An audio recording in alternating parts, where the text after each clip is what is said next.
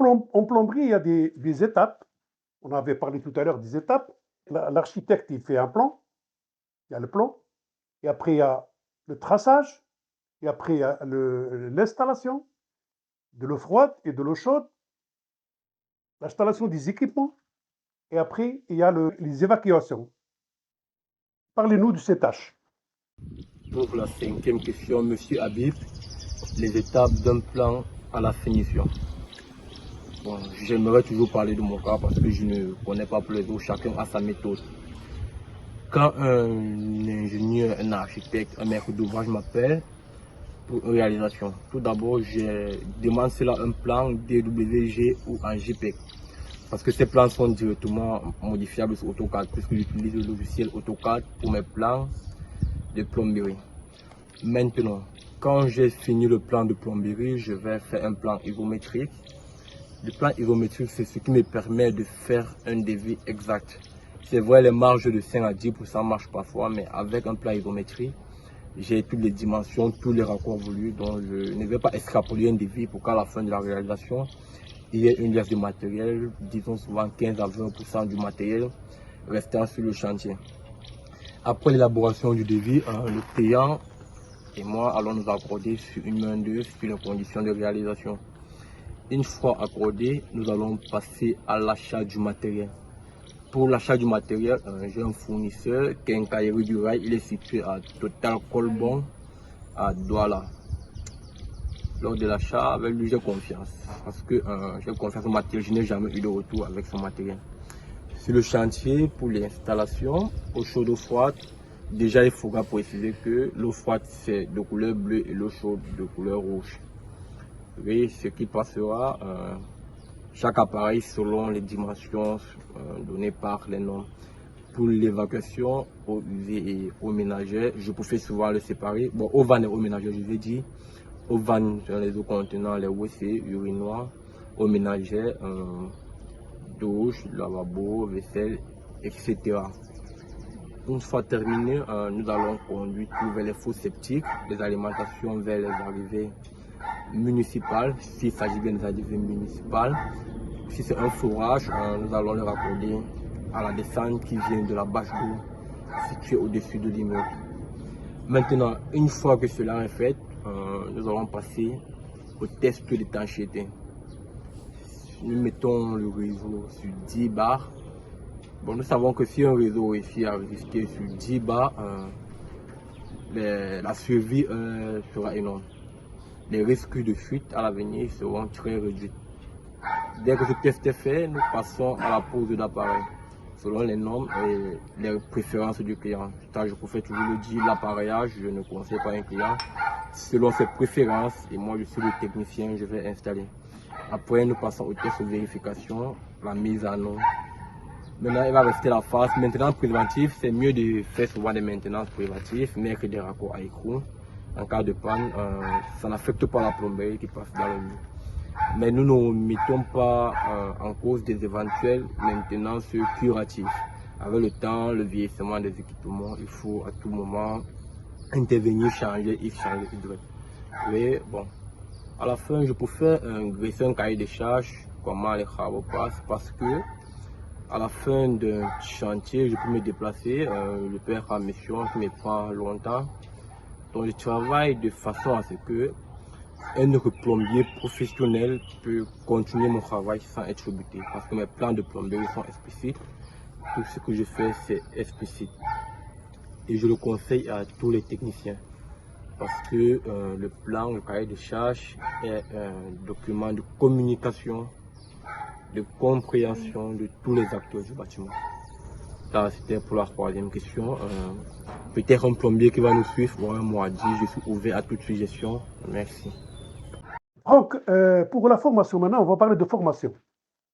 Généralement, il y a des formations en établissement. Il y a des cabines et le stagiaire apprend à installer sa tuyauterie, son équipement et faire des essais. Et si le chauffe-eau marche, s'il n'y a pas de fuite. Il y a aussi des formations en apprentissage.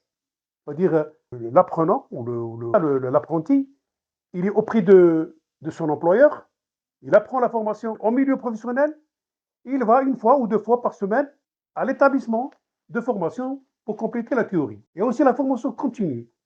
Et je voudrais connaître la formation au Cameroun, comment ça se passe. Monsieur Habib, la sixième question, les formations au Cameroun.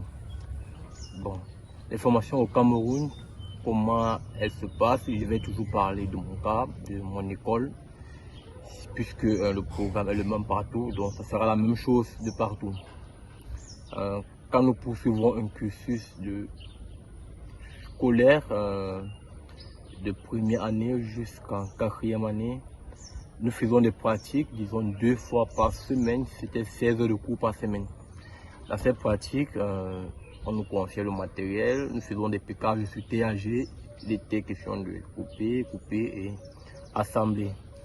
Grâce au soudage oxyacétylénique. Maintenant, sur des raccords PVC, on nous apprenait à faire des cinquages, etc. Oui, plus tard, entre seconde et terminale, le plus marrant est que les activités n'ont pas changé. Nous effectuons les mêmes activités que ceux-là qui font une deuxième année. Oui, et dans le cadre de formation, c'est toujours presque pareil. Ils sont soumis dans des box en train de pratiquer. Mais c'est une méthode très ancienne. Je le dis pourquoi? Parce que quand nous voulons nous former, c'est pour apprendre un métier rentable. Que ce soit à l'école, dans un centre de formation, ou bien d'autres, c'est pour apprendre un métier rentable. Maintenant, il y a ceux qui apprennent par l'école, par les centres de formation, ils font des stages de 2 mois. Mais pour moi, 2 mois, c'est largement insuffisant pour 1 an de formation. 2 mois, c'est largement insuffisant. Maintenant, ce que je peux proposer, ce que je préconise pour les formations au Cameroun, c'est de rendre ceux-là qui viennent payer pour se former aptes à pouvoir reprendre présence sur le marché de l'emploi. Parce que quand quelqu'un vient vous verser une somme d'argent, non seulement il se forme auprès de vous, aussi il remet une partie de son avenir entre vos mains. Parce que avant de venir se former, il a réfléchi que si j'apprends la plomberie, qu'est-ce que je vais faire avec ça plus tard? C'est toutes ces questions-là qui viennent mettre sur votre épaule, vous le formateur, en contrepartie des réponses. Donc vous allez répondre à ces préoccupations. Maintenant, je préfère que sur une durée de formation de 6 mois ou d'1 an, on consacre 60% de la formation à la réalisation sur les chantiers. C'est pourquoi je préfère des centres de formation, des établissements, que l'État instaure que pour qu'un centre de formation puisse avoir l'agrément ou ouvrir une formation, qu'ils soient capables de gagner par eux-mêmes les marchés de cette spécialité. Donc si une formation fait le carrelage, l'école doit être capable à eux-mêmes de gagner et de trouver des chantiers aux apprenants, de suivre chaque apprenant. Parce que la difficulté que nous rencontrons est que lorsqu'il y a plusieurs apprenants, c'est l'école qui bénéficie et ce sont les apprenants qui perdent. Quand vous avez 2 apprenants, chaque apprenant est suivi à la loupe, les noms se retiennent facilement. Mais quand vous avez 15 à 20 apprenants,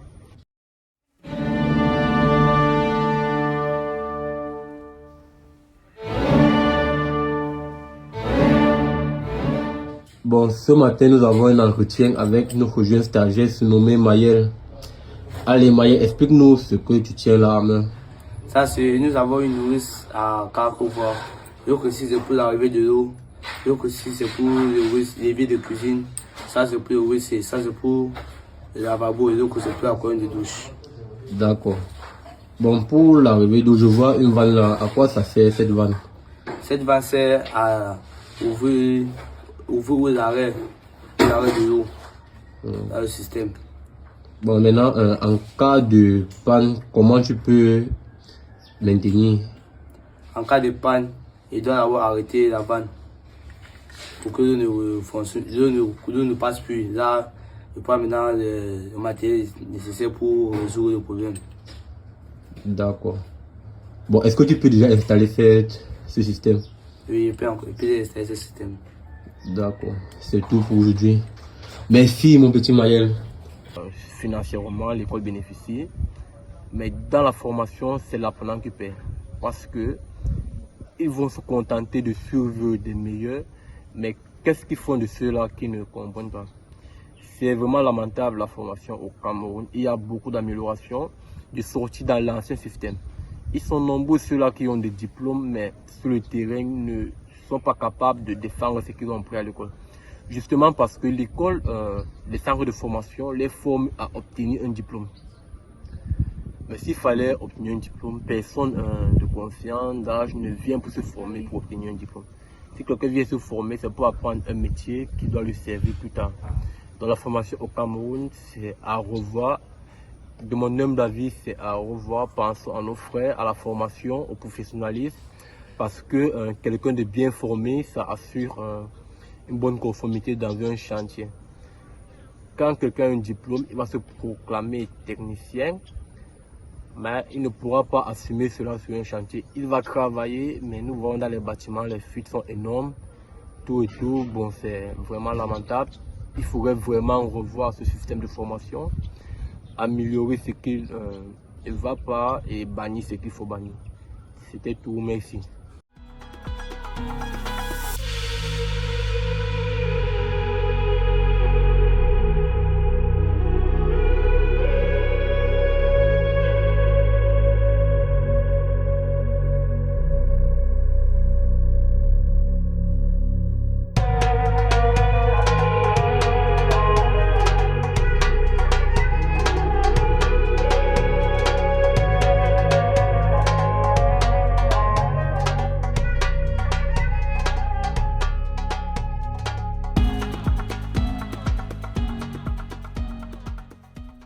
Dans la continuité de nos vidéos sur les métiers, cette fois-ci, nous interviewons une compétence à partir d'un pays de notre continent.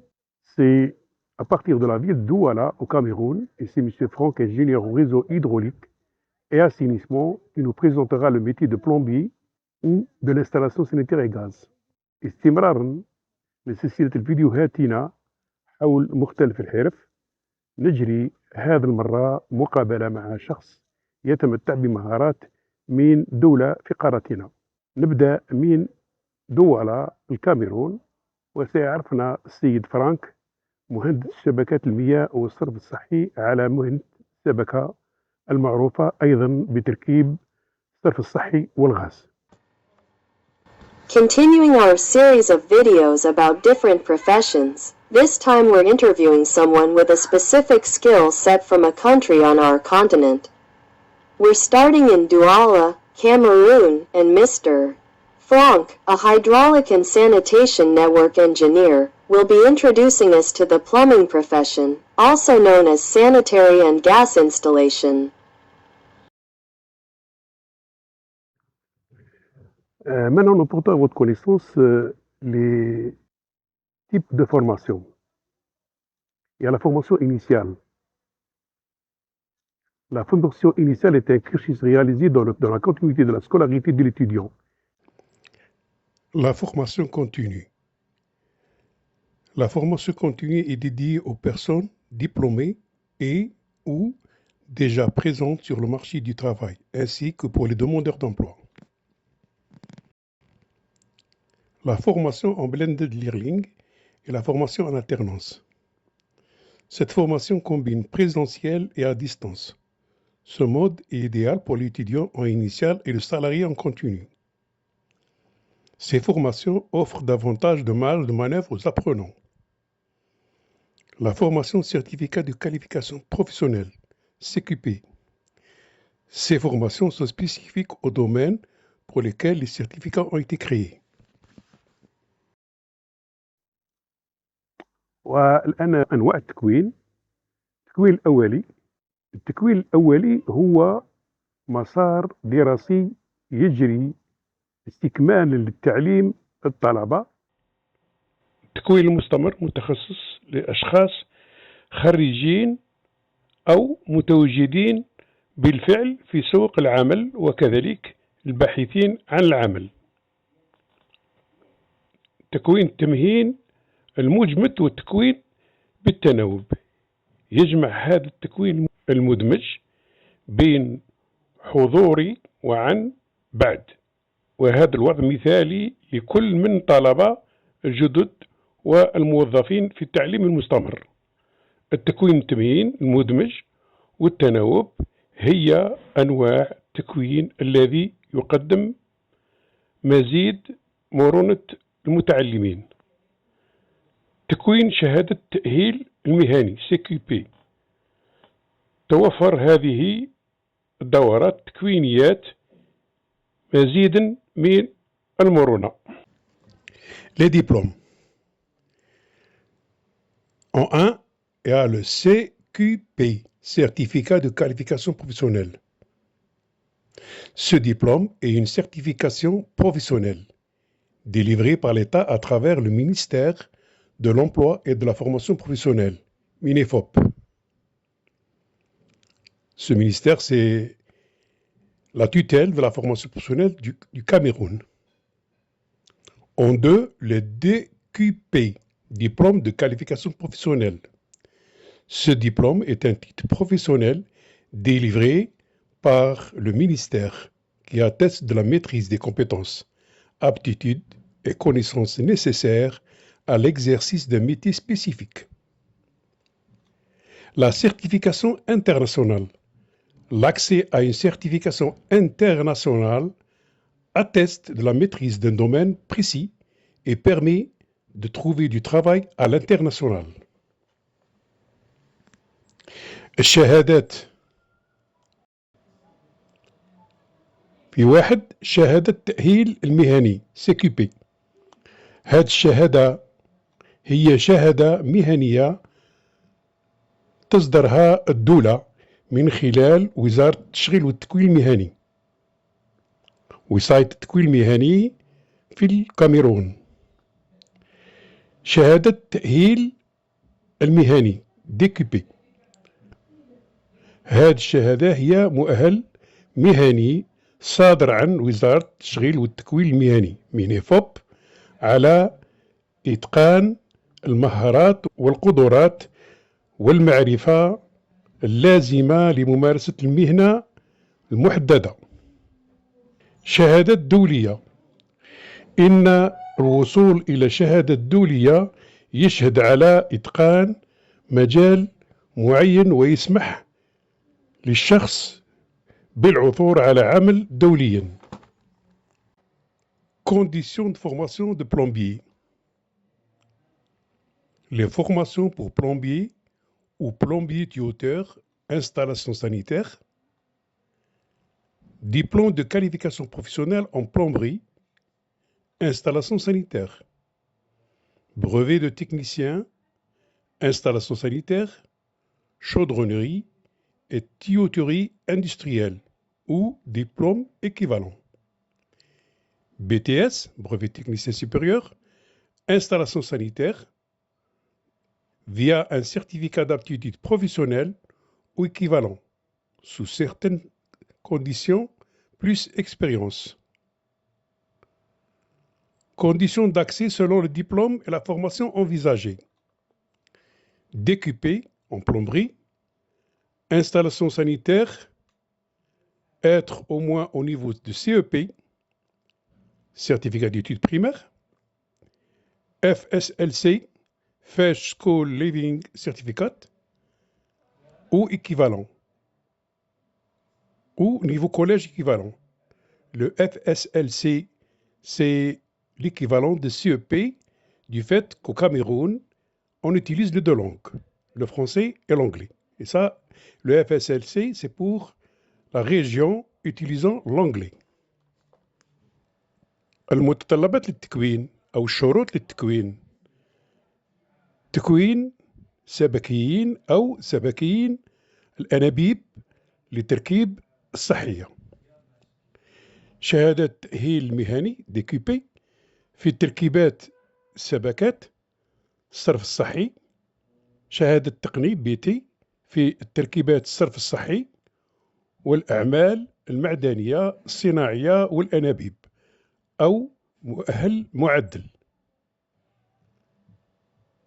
شهادة تقني سامي BTS في تركيبات الصحية من خلال شهادات الكفاءة المهنية أو ما يعادلها في ظل ظروف معاينات زائد خبرة. تختلف متطلبات القبول حسب الدبلوم، مسار دراسة. شهادة مؤهل في تركيبات سبكات والصرف الصحي. يشترط حصول على شهادة الدراسة الابتدائية أو ما يعادلها، أو شهادات ثانوية عامة وما يعادلها. Suite des conditions d'accès selon le diplôme et la formation envisagée. BT, installation sanitaire, chaudronnerie, tuyauterie, avoir le niveau d'un BT, brevet technicien, ou un baccalauréat technique, scientifique ou équivalent.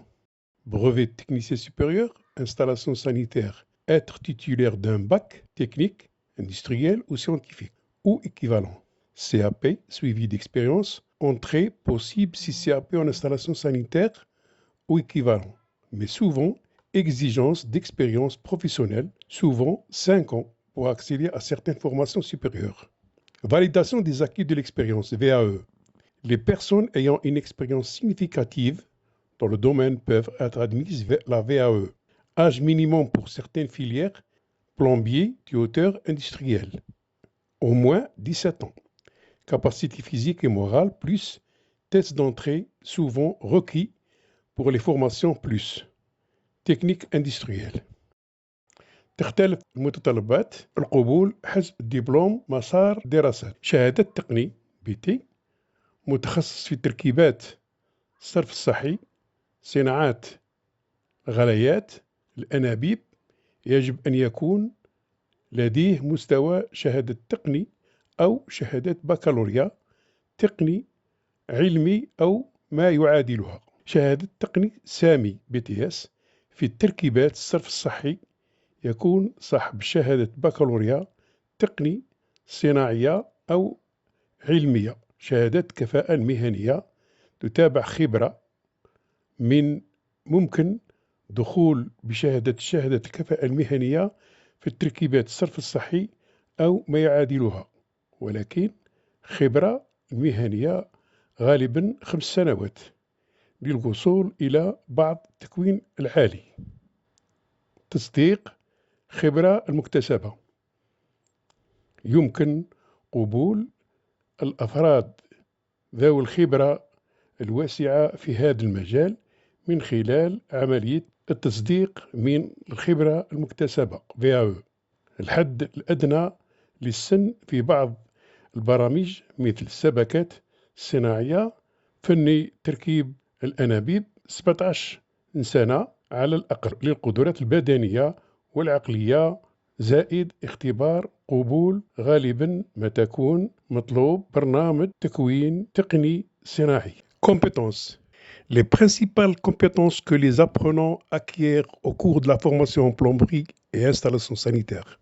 La maîtrise des matériaux et outils. L'installation sanitaire, tuyauterie, raccordement au réseau. La maintenance et le dépannage. Lecture de plans et respect des normes. Fonctionnement des installations hydrauliques, thermodynamique, système de chauffage, électricité pour les équipements de plomberie. Relations clients, écoute, conseil, travail en solo ou en équipe, résolution de problèmes. Respect des règles de l'art et de la sécurité. المهارات. أهم المهارات التي يكتسبها المتكونون أثناء تكوينهم على أعمال سبكات وتركيبات والصرف الصحي: إتقان المواد والأدوات، تركيب المرافق الصحية، الأنابيب، توصيلات بشبكات، صيانة واستكشاف الأخطاء وإصلاحها، قراءة الخطوط والالتزام بالمعايير، تشغيل الأنظمة الهيدروليكية، ديناميكية للحرارة، نظام تدفئة الكهرباء، المعدات السبكة، علاقة الزبناء أو العملاء، الاستمتاع وتقديم المشاورة، العمل بمفردك أو في فريق وحل المشكلات، التزام بالأفضل الممارسات ومعايير سلامة.